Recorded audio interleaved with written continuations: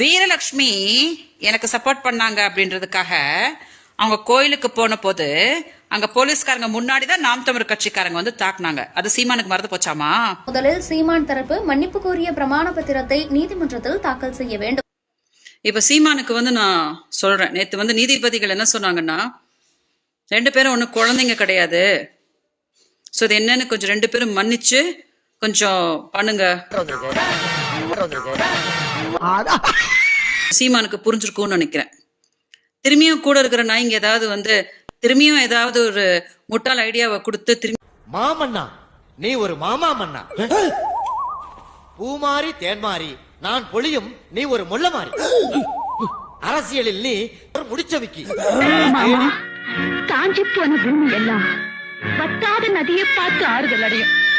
அந்த நதியே காஞ்சி போயிட்டா திரும்பியும் ஏதாவது ஒரு முட்டாள் ஐடியாவை கொடுத்து திரும்பியும் இதை வந்து இழுக்க போனா சீமானுக்கு தெரியும்னு நினைக்கிறேன். அது திரும்பியும் அரெஸ்ட் அது இதுன்னு ஆயிக்கிட்டு சும்மா என்னையும் போட்டு பாடாப்படுத்திக்கிட்டு, எங்க அக்கா பேரலிசிஸ் ஆன எங்க அக்கா இருக்காங்க, எங்க அக்கா பத்திலாம் யாருக்கும் கவலை கிடையாது.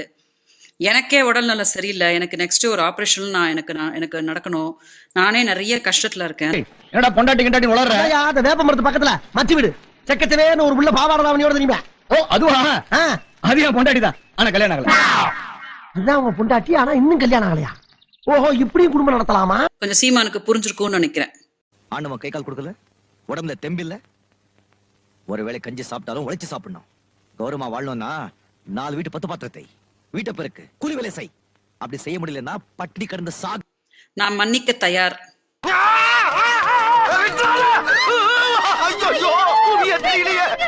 யார் பெத்த பிள்ளையோ காப்பாத்த வந்த இடத்துல காப்பாத்திட்டமா.